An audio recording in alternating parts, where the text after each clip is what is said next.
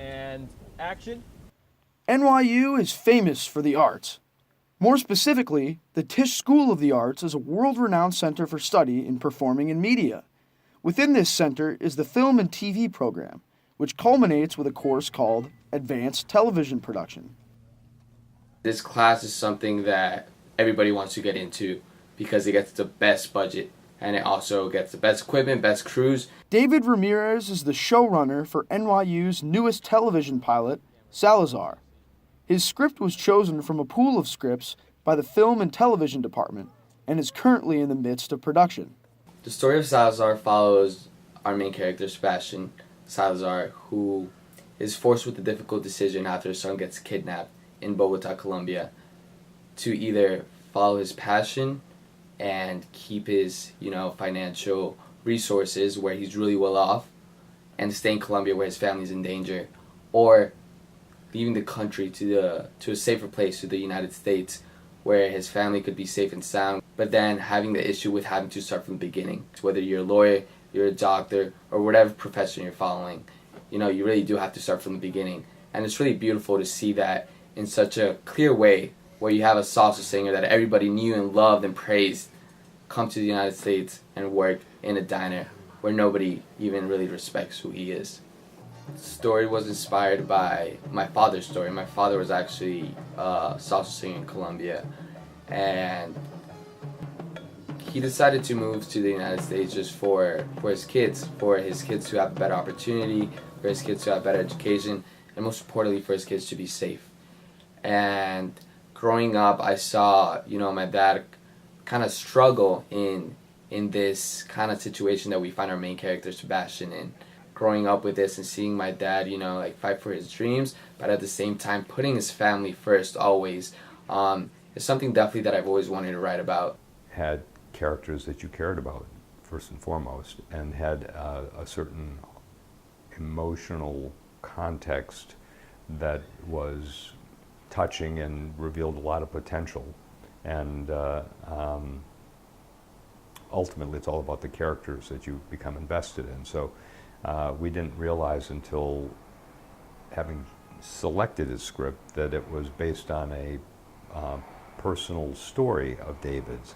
And when that became apparent, that sort of revealed why it had an emotional resonance, because it was obviously some part of him that needed to express or tell the story that was inspired by some of the events in his father's life.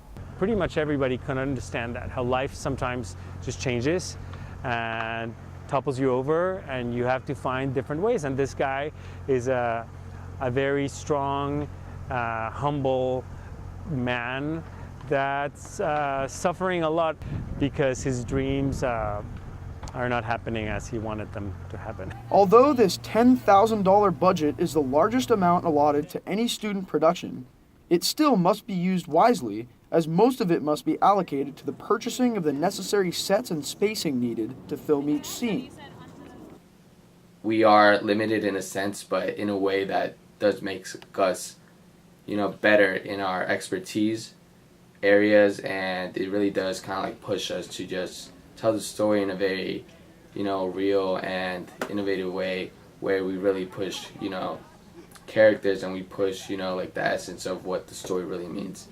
The upside is everybody sees the extraordinary contribution they can make in their respective areas of responsibilities, and there's a great sense of collaboration between everyone, and because it's so challenging under the resources that are provided and the time provided, that there's a great sense of accomplishment. David values the opportunity to tell his story from the perspective of an average immigrant family living in the United States, which he feels the typical U.S. viewer isn't exposed to quite enough. We see characters such as Sofia Vergara, which is fantastic, but it's more of a caricature. It's not really real. You don't really get, I don't see my mom portrayed there. Whereas now, we have the privilege and kind of the inside look at what a Latino family really is, which is just a regular family like anybody else. And the one beautiful thing about film is that the more diverse the points of view of the people telling the story or making the films or making the television product, the more all of our lives are enriched. And so now I think there's a greater imperative and a greater sensitivity to trying to tell stories from a greater variety of sources through the power of art, find our commonality with these people even though they come from a different background than many of us may have experienced thus far. The conflict that Sebastian is forced to face with himself and his wife is ultimately what proves his family's strength and chemistry. His wife is sort of the one that brings him back to their reality. She is totally afraid of music because the reason their kid was kidnapped in the past in Colombia was because he was a big famous musician, and these people thought that he would have money for a ransom. So music in her mind is the devil, you know, destroy their family. Music in his life and in his mind and in his soul is life. He doesn't really understand life without music. He is music.